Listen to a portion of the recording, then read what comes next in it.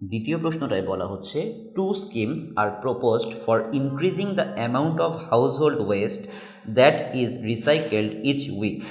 Scheme A is to increase the amount of waste recycled each month by 0.16 tons.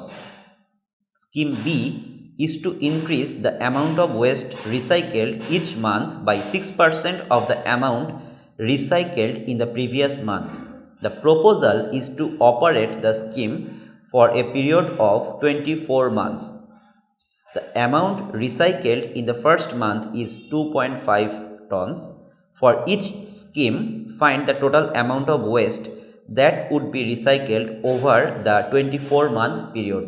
প্রশ্নটা আমরা দেখলাম, প্রশ্নটা আমরা দেখার পর প্রথমে আমাদের যে মাথায় যে কথাটা আসবে যে স্কিম এতে বলা হচ্ছিল যে প্রথম মাসে আমি 2.5 টনস ওয়েস্ট রিসাইকেল করলাম, এরপর প্রত্যেক মাসে সেই অ্যামাউন্টটা 0.16 টন করে বাড়তে থাকবে, একটা ফিক্সড অ্যামাউন্ট করে বাড়তে থাকবে।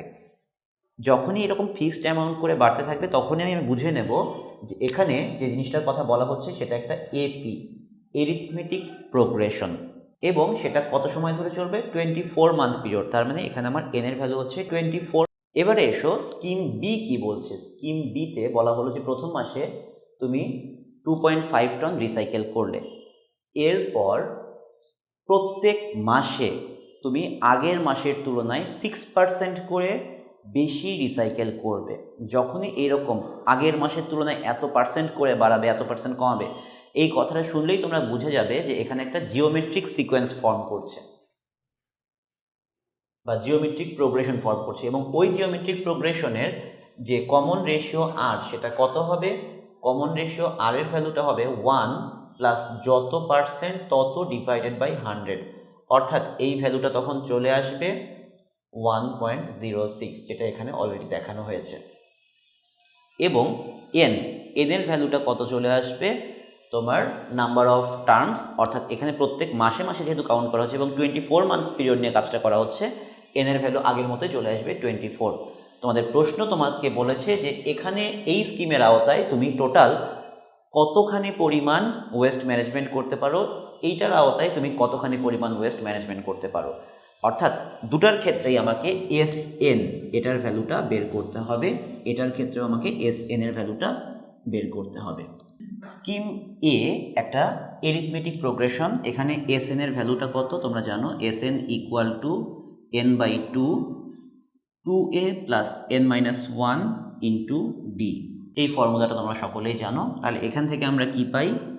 n বাই 2 অর্থাৎ 24/2, 2a 2 into 2.5 plus n minus 1 অর্থাৎ 24 মাইনাস 1 ইন্টু ডি। ডি এর ভ্যালুটা কত? 0.16।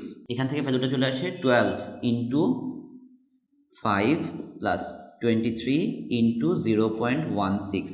এই পুরো ভ্যালুটা তোমরা ক্যালকুলেটরে ক্যালকুলেট করে ফেলো, 104.16 টনস। এরপর আমরা চলে আসি স্কিম বির আওতায়। স্কিম বি আমাদেরকে কি বলেছে যে একটা জিওমেট্রিক প্রোগ্রেশন, এই ইনফরমেশনগুলো দেয়া। জিওমেট্রিক প্রোগ্রেশনের জন্য এস এন এর ফর্মুলা কি?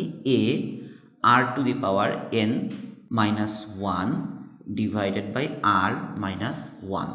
আমরা এখানে ভ্যালুগুলো জাস্ট পুট করে দিই।